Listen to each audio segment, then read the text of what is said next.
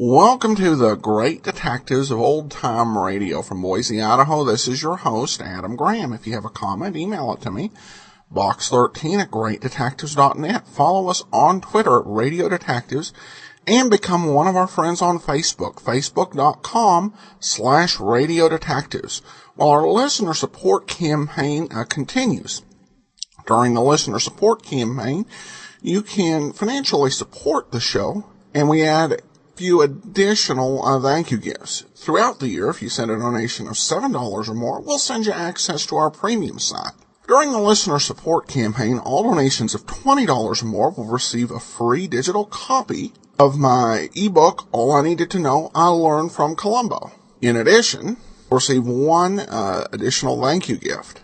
Among the options available, at the $50 level and at the $100 level, we have Radio Archives gift certificates. Size of the gift certificate is larger for the larger donation. At the $50 level, you can purchase basically one of their smaller radio sets. And they have episodes of Let George Do It that we actually haven't played on the program, that were re-syndicated in Canada and remastered by them. At the $50 level, you can get Let George Do It Volume 4, or any of the similar radio sets. At the $100 level, you can get Let George Do It Volume 1 or Volume 2, which are 10-hour sets with a great number of episodes not having been played in this particular series and the ones that are in general circulation. Of course, there are other options at radioarchives.com if you want some other set, and you can view all of our thank you gives options at support.greatdetectives.net. Now it is time for today's episode of Let George Do It, The Four Seasons. Personal matters, danger's my stock and trade. If the job's too tough for you to handle, you've got a job for me, George Valentine. Write full details.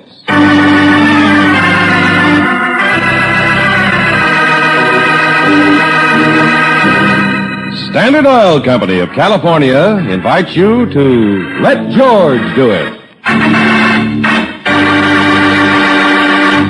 In a moment, we'll begin tonight's adventure of George Valentine. But first, here's a reminder that a one-feature gasoline may be making your car act old before its time. And gas can be made to stress one feature at the expense of others. Chevron Supreme Gasoline gives you the correct balance of not one, not two, but 8 high-performance qualities. Quick starting, fast warm-up, smooth acceleration, anti-knock, vapor lock prevention, full power, area blending, and economy mileage. So to get the most out of your driving, get Chevron Supreme. Just drive in and say, fill her up with Chevron Supreme Gasoline at any standard station or independent Chevron gas station where they say and mean we take better care of your car.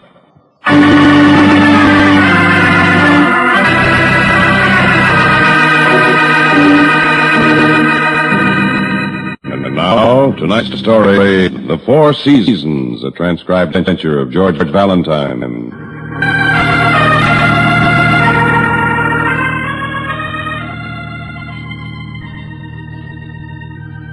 Dear Mr. Valentine, anyone with a romantic name like yours must be willing to share a romantic adventure. Or to be more exact, an adventure in the name of and for the glory of love. Needless to say, I wouldn't call on you unless there wasn't an element of danger. But then, isn't that what makes an affair of the heart the more intriguing? Please come to see me this afternoon at 2, and please come alone. Expectantly yours, Donna Mae Lawson. Well, Donna Mae Lawson. I like her nerve. Alone. Donna Mae. A romantic adventure. Oh, but you don't understand, Angel. Donna Mae Lawson. Yeah, I flunked medieval history in college because of this gal. You mean she wouldn't let you copy from her paper? No, nothing as intimate as that, Brooksy. You see, she was in a musical comedy, and had stayed in town for 6 weeks. Mm-hmm. Yeah, matinees Wednesday and Saturday, 2:30. Same time as my class in medieval history. I know, you had a conflict. On my history exam, they asked who sang the Spanish Armada, and the only name I could think of was Donna Mae Lawson, the most beautiful showgirl in the world, to quote the posters. And I thought you worked your way through college. Yeah, except on those Wednesdays and Saturdays. Yeah, she couldn't have been more than a kid then. Well, she's a big girl now, with a yen for adventure. Yeah, she said there was a danger. Maybe murder. Well, now, if I see her, it's, wholesome curiosity. Yeah. Boys go through stages. First dolls, then girls, then murder, then girl again. George, she probably still has showgirl written all over her. Now, Angel. And I'm afraid you may like the handwriting. Brooksy, I'll make you a promise. If Donna Mae sings any siren songs, I'll close my ears. It's not your ears I'm worried about, it's your eyes.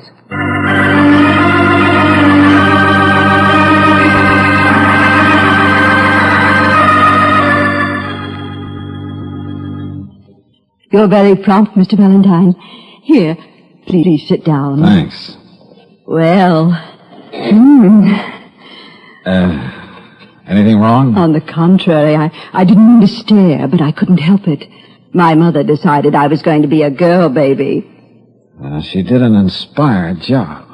You know, before you came in, I was trying to imagine what kind of a man would make a career of doing, well, anything. And I hope doing anything well. Anyway, Mr. Valentine, you're just as I imagined. Yeah. Now, about the dangerous adventure you wrote about. I want you to deliver a small box to a place only 30 miles away from here. That sounds real dangerous. I'll pay you $50 for doing it. Oh, now, look, I don't want to undersell myself, but I think you could get a Western Union boy to deliver it for, let's say, $45. Take a good look at these 4 miniatures, Mr. Valentine. They're very nice, but... They're worth at least $50,000. What? They're the only miniatures Rubens ever painted. The 4 seasons of love. Temptation, passion, contentment, regret. I see. Silver lovebirds, grinning cupids, fawns on the hoof. Oh, very pretty. And very costly. Rubens painted them for the girlfriend of the Duke of Mantua. It set the Duke back 2,000 crowns, and that was before inflation. Some women have a way with men, don't they? Yes, don't they? I've heard at least one collector admit he was tempted to commit murder for these beautiful things. They're considered Rubens' masterpiece. Well, all in all, I can see why you want to take fairly good care of them. Unfortunately, I'm forced to sell them. Oh? Yes.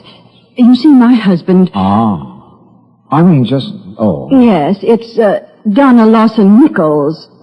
My husband is having some financial difficulties. Oh, that's too bad. Without telling him, I've arranged for the Waynesville galleries to put these miniatures up for sale. If Charles knew, he'd never let me part with them. We're in the contentment stage of the 4 seasons of love. I don't want us ever to know regret. I see. And all I have to do is deliver this box. Yes, to Mr. Lennon. Here's his card. When you leave, I'll phone and tell him to expect you. Okay. I don't want to sound silly, but you do have a gun, don't you? After all, you are delivering a small fortune. Oh, sure. I have a gun. And I hit the bullseye with it every time. If the bull is looking down the barrel. Well, I'll get a receipt from Mr. Lennon and bring it over tonight. Oh, not tonight. Charles will be home. Tomorrow afternoon would be much better. Well, all right. There's really no need for my husband to know anything about us, is there?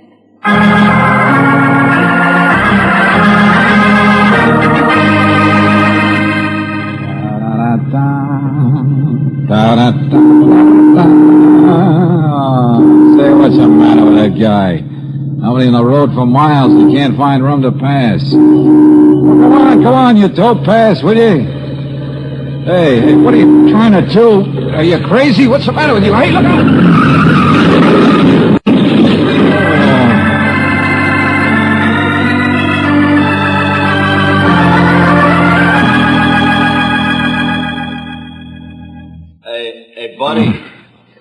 buddy, something wrong? Oh, what? I said, is something wrong, mister? Oh, no. Everything's just peachy.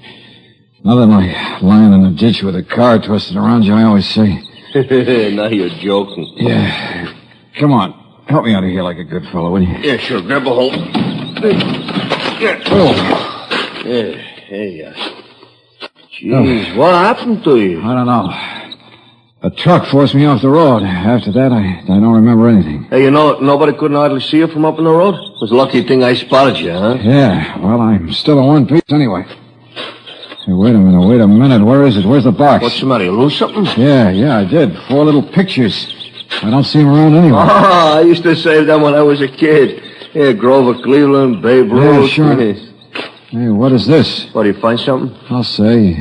A neatly folded check in my pocket. Paid to the order of George Valentine. $20,000. Hey, whoever hit you maybe wants you should buy yourself a new car. Signed, Jason Rentschler, the Rentschler Galleries, in payment for the 4 Seasons of Love by Peter Paul Rubens. What? Hey, you going back to town, mister? Yeah. You got yourself a passenger.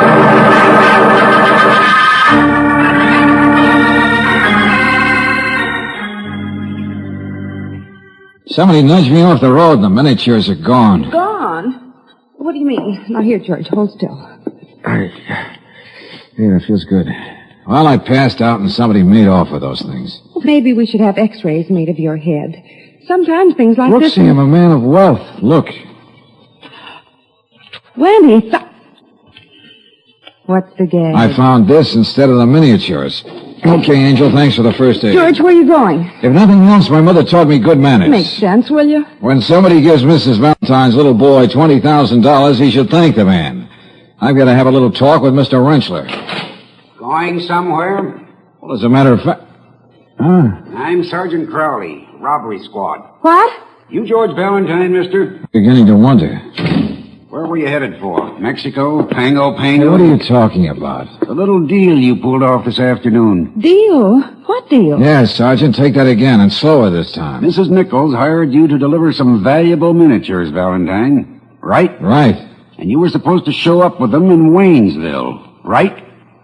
Right. Thank you, miss. But you didn't show. So Mrs. Nichols got worried and phoned us. Okay, where are those miniatures? Well, I lost him. Just like that. Well, no, not quite, Sergeant. A truck forced my car into a ditch. When I came to, the darn things were gone. Well, that's your story, and don't think we're not going to... You in the habit of leaving $20,000 checks on your desk? Oh, dear. Paid to the order of George Valentine. Rentschler Galleries. For the 4 Seasons of Love. Oh, look, I know this sounds screwy, but I found this check in my pocket. Of course. That keeps happening to people all the time. You don't believe me? I wonder why. I was just going to see Mr. Rentschler. That's nice. Let's make it real sociable, and we'll all go together.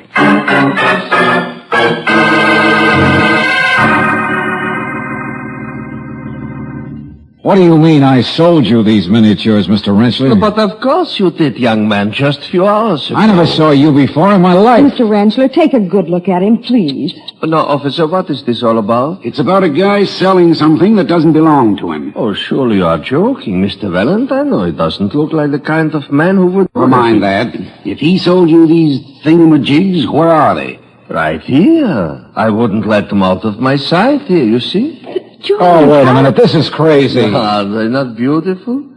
Once before I have seen them in an exhibition, the Albert and Victoria Museum. Well, Valentine? I tell you, I was in my car driving to Waynesville. You were on your way out of town, all right, but you had a crack-up and didn't think it was smart to go on. Lucky for the Nichols, I'd say. No, please, officer. Now, young man, don't you remember? You told me you needed money, and then you made me such a bargain. Of course, I didn't hesitate. I told you... Maybe I was foolish not to check, Sergeant. Okay, Mr. Rentschler, okay. Sergeant Crowley? Yeah? I'm Charles Nichols. I got your call to meet you here. Well, I've got your man and your miniatures, Mr. Nichols. Now, look here. Will Yes, you... you'd better look here, Sergeant, before you make a fool of yourself. Now, my wife explained everything to me. She thought she was helping me over a rough financial spot selling these beautiful things. That's so typical of Donna. She's devoted to me to a fault. Oh, sure. Now, wait, Mr. Nichols. I was in my car delivering it when a truck came You're along. in a rut, Valentine. In a ditch, Sergeant. Well, gentlemen, if these Rubenses belong to Mr. Nichols, I will be glad to give back to him and tear up my check. Sergeant, as long as I have the miniatures back, I'm not a vindictive man. Sure. Let's forget about the whole thing, I'm not going to forget it. You're not going to get the chance, Valentine. Until your trial comes up, you can kick it around in your mind in one of our nicest cells. Cells? I'll just take these, Mr. Rensler, for evidence. Of course. And Mr. Nichols... Yes, Sergeant? We'll have to hold your miniatures downtown. But if you'll drop by later, the police custodian will give you a receipt for them. You can reclaim them after the trial. Very well, Sergeant, as you say. They'll be in good hands. The police custodian's receipt is as good as gold to me. Well, Valentine, coming? Well, as long as you put it that way. Oh, darling. Well, it's not so bad, Brooksy. On Visitor's Day, you can bring me sweetmeats and magazines. You know, like Liberty, Outdoor Life. George, how can you be funny at a time like this? I force myself. Besides, it is funny that, like those miniatures, I'm so beautifully, beautifully framed.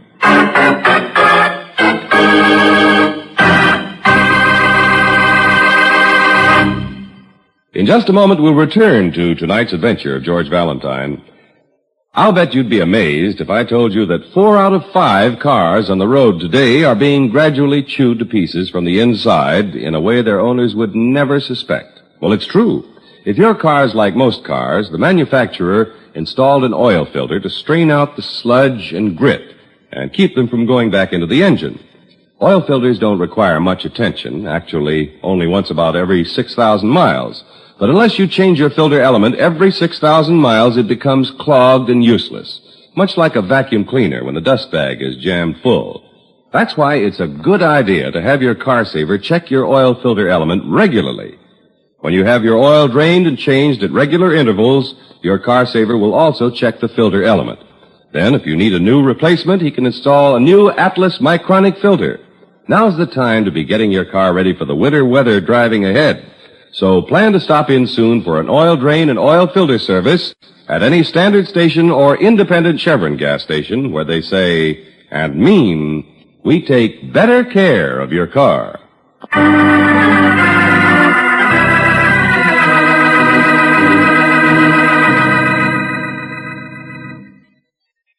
The 4 seasons of love. 4 priceless miniatures that a girl you used to drool over in your college days asks you to deliver to an art gallery. A routine little job.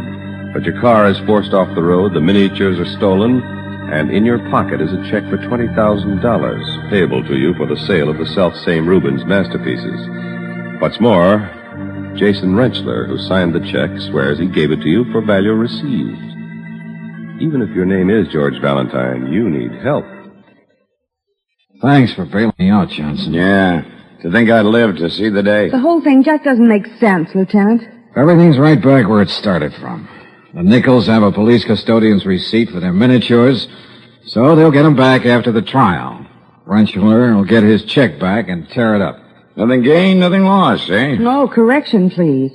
George had his car smashed up, his classic features remodeled, and the hand of the law is still heavy on his shoulders. Why was it necessary to frame me at all? Who stood to gain? Valentine, you get involved and the word is crazy. Please, Johnson, please. Not today.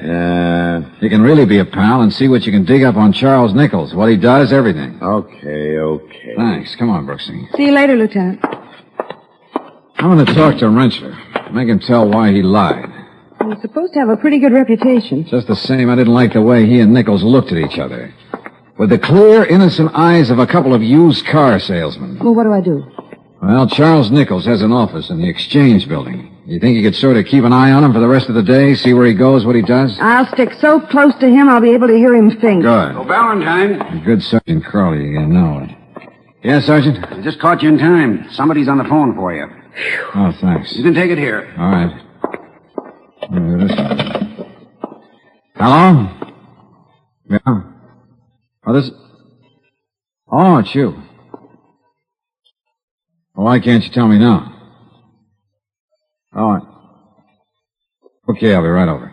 Who was it, George? Donna Nichols. Says she has something on her mind, and knowing her mind, I can expect almost anything. Maybe this time she has a mural for you to deliver. This time I have a few things to deliver myself. Brooksy, there's one little development I haven't told you about. When I was committed to this hoosegow, the sergeant at the desk went over my person with rough and impious hands. In short, he frisked me. My gun was missing. George, you should have told Johnson. If using my gun was part of the frame, I hate to think where the police might find it. I'd rather get to it first. See you later and we can compare notes.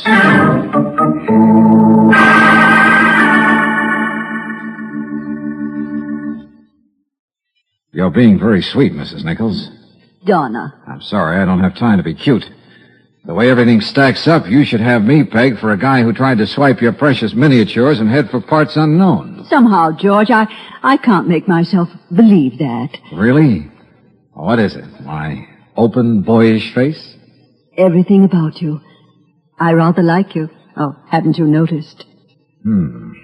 Anyway, I spoke to Charles. When your trial comes up, we're merely going to say this was all a misunderstanding. We have no charges to make. Now, that's darn white of you, Donna. What's more, I just phoned Mr. Rentschler. He wants to see you. The galleries are closed, but he left the side door open for you. I think after you've talked to him, everything will be all straightened out. Huh? Well, aren't you going to thank me? Oh, of course, sure. But, I was just thinking how. You don't impress me as the thoughtful type, George. I should say action was more in your line. You know, Donna, you could make an awful lot of trouble for some man. And I think I know the man. Now, I'd better get out of here and go see Rentschler.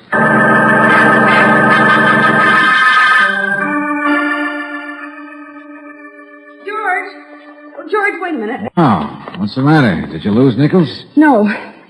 I found something that might be important. Go on. Just a few minutes ago, I saw him go into the Continental Galleries. You know, that swank place where all the art collectors go to collect. Well. Does it mean anything? Well, Nichols doesn't have the miniatures right now, but he has business at the Continental Galleries. George, maybe? We'll try to figure that out later. Come on, Rentschler's waiting. He left the side door open.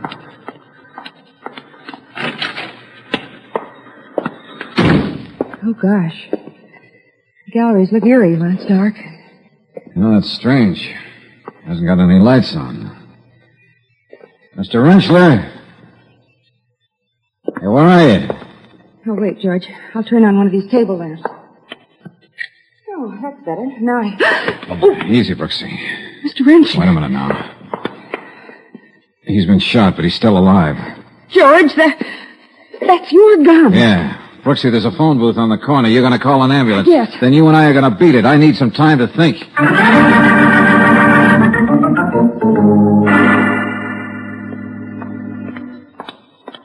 If your guesses are wrong, George, the dawn's going to come up like thunder on somebody's very red face. You talk to that newsboy first, then to Lieutenant Johnson, just as I told you. All right, but The miniatures could be phony. I have no time to check. But if they are phony, Then George... listen to this. The Nichols know that the miniatures are, at best, a reasonable facsimile. They couldn't sell them to any collector in a million years. So they dream up a little stunt requiring a patsy, me to be exact. I still want to know why. They make a deal with Rentschler and get me framed on the charge of grand theft. Then they've got a police custodian's receipt for something which all the newspapers say are the $50,000 Rubens masterpieces. The papers had no reason to doubt that. Brooksy, you just saw Nichols go into the Continental Galleries. Now, it's my childish guess he was trying to sell his police receipt. Hey. Of course, Continental can't get its pig in the poke until after my trial. But that's why Nichols would be willing to sell at a bargain price, say only $30,000. By the time anyone gets hep, the Nichols are in Tahiti, sipping coconut juice and chortling over a sucker named George Valentine. It adds up, but Rentschler, he may be dead by now, and you're supposed to have killed him. Yeah, that's how Nichols arranged the scene. Splitting the loot 2 ways instead of 3 is a much cozier arrangement. George, are you sure your plan will work? Brooksy, it better.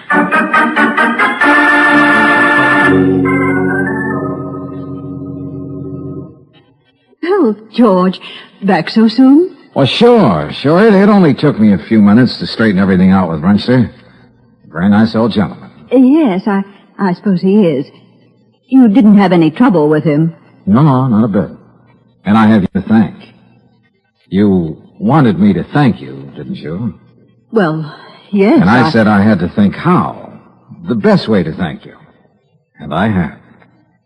George. You said I was a man of action. Please, Oh. You know, you can pack an awful lot of thanks into one kiss. Can't you, though?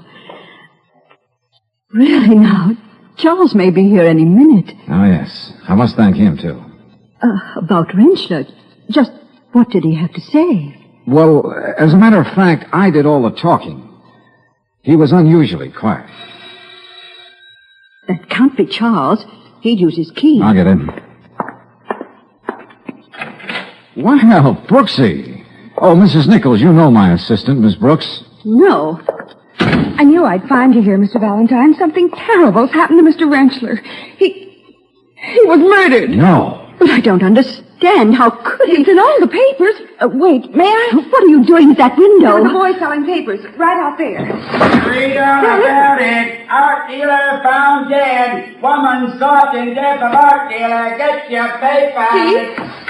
What else did the papers say? No murder weapon was found, but the police are very much interested in a blue rhinestone button, obviously from a woman's dress. The button was found in the dead man's hand. Oh, poor Mr. Rentschler. Isn't it perfectly fiendish? I wouldn't like to be the woman who belongs to that button. Say, one would almost think that was a button off your dress, Donna.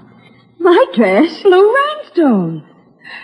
And there's one missing on your sleeve. Why, isn't that a coincidence? What are you two talking about? I wonder what the police would think. They can't think anything. I've been here all afternoon, and I can prove it. Well, I believe you. But that's because I know you and trust you. But someone apparently wants the police to think you were there. Hence the button. Somebody's trying to frame you. Wait a minute. The button is missing. Oh, he wouldn't. This is absurd. What are you saying, Donna? Nothing. Donna, have you heard that newsboy? He says that... Charles, we have visitors. Oh, Valentine. Hello. Yes, and Miss Brooks had a chance to read the papers. Nichols, we were just saying that someone has apparently left a button from your wife's dress on the murder scene. What's that? Whoever it was would have been very close to Mrs. Nichols to get it. There seems to be some logic in what Mr. Valentine says, Charles. And never mind, we'll talk about that later, dear. Now, Mr. Valentine, if you and the young lady will excuse us, we have many... Oh, sure, of course. But a philosophical observation just occurred to me. Now, look, I'd like to hear your philosophical observation, Mr. Valentine. Just that cheaters have a tendency to cheat other cheaters. It's like the law of nature. What are you talking about now? Well, for instance, I was supposed to be nicely framed for the murder of Rentschler. My gun was supposed to have been left on the scene. We don't know what this is all about. But, Charles, how could he know? Quiet, Donna, will you? But instead of my gun, there was a button off your sleeve, Donna. Instead of me being framed, you were. Neatly. Very neatly. Charles, Donna, I told you, be still. With you charged with murder, Donna, he would keep every dollar he got for the miniatures. The 4 Seasons of Love. Ironic, isn't it, Donna? Charles, I always suspected Donna. You can't shut me up. It has to be the way Valentine explained it. I was here all afternoon, wearing this dress. You were the only one who Didn't could... I tell you? No, you don't, Buster. Go on, sit down. Take your hands off me. I just wanted to see if you had a gun. You better sit down, Mr. Nichols, while you have the chance. Charles, I'm not going to be framed by you or anybody. I only went for that police custodian gag, not for murder. You killed Rentschler and you're trying to pin it on me. Well, you're not going to get away with it. Well, this is quite a gathering. Welcome, good Lieutenant lieutenant. Johnson. Your timing is superb. I didn't want to interrupt. It was much too exciting. All this business about a button, Lieutenant, is so much rot. And you're a fool, Donna. You're quite right about the button, Nichols, because I have it right here. How did you get that? Oh, now, Donna, I'm so disappointed. I was sure you'd always remember that golden moment when I thanked you, with my arms around you, with your arms around me. Well, that's when I borrowed that button. But that story in the paper... One newsboy yelling what was written out for him. Very fine yelling, too, I must say. Yes, indeed. Oh, you... No, Donna. One good frame deserves another. That's another philosophical observation. I'll never let you get out of here. You need psychiatric treatment, friend. Something therapeutic like this. I told you you'd better sit down, Mr. Nichols. Now, see? It's too late.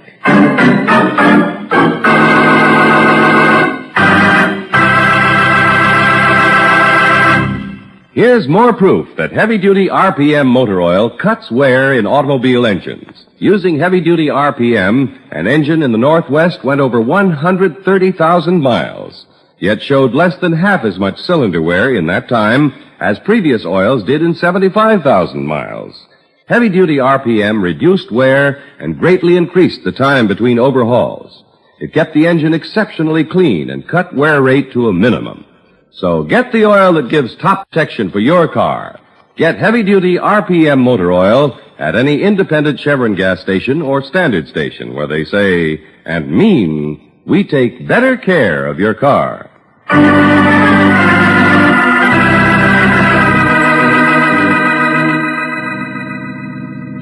You know, I was talking to the commissioner the other day, said I, Chief, why bother having a homicide squad when one man like George Valentine... Okay, Johnson, okay. So I was a sucker for a college memory. Forget it. Rentschler will recover.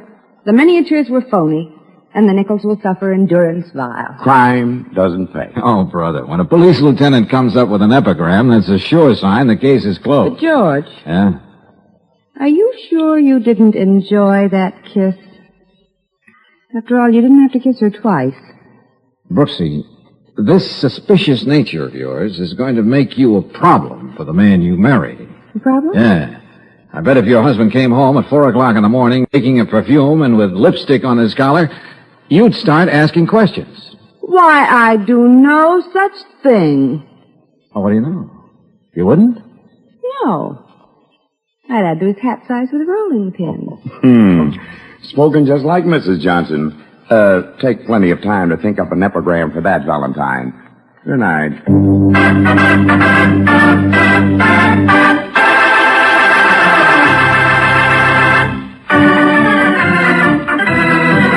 Tonight's transcribed adventure of George Valentine has been brought to you by Standard Oil Company of California on behalf of independent Chevron gas stations and standard stations throughout the West. Robert Bailey is starred as George with Virginia Gregg as Brooksy. Let George Do It was written by David Victor and directed by Kenneth Webb. Ken Christie was heard as Lieutenant Johnson, Lee Patrick as Donna, Harry Bartell as Nichols, Larry Dobkin as Rentschler, and Joe Duvall as Crowley. Music by Gaylord Carter. Your announcer, John Heaston. Listen again next week, same time, same station, to Let George Do It. Let George Do It is heard overseas through the worldwide facilities of the Armed Forces Radio Service. This is the Mutual Don Lee Broadcasting System.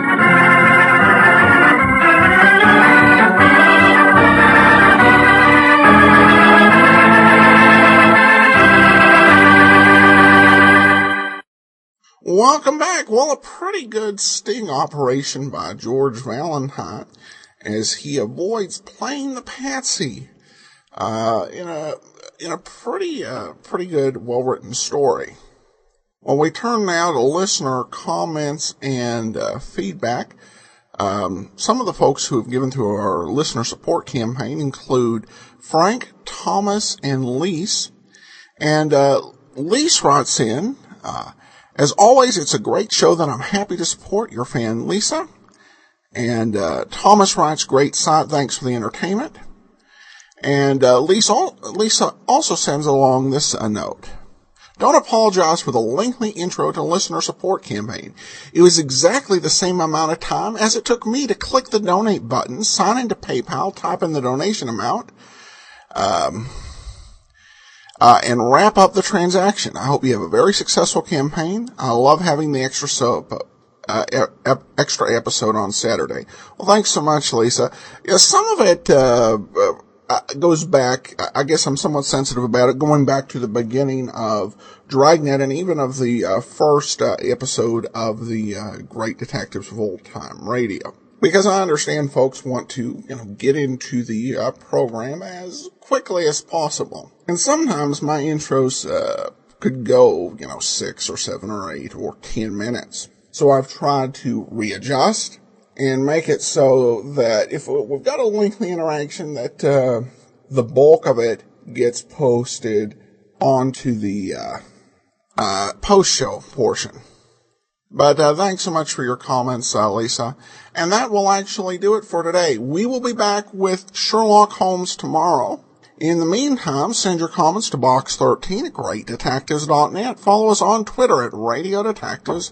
And become one of our friends on Facebook, Facebook.com/Radio Detectives. From Boise, Idaho, this is your host, Adam Graham, signing off.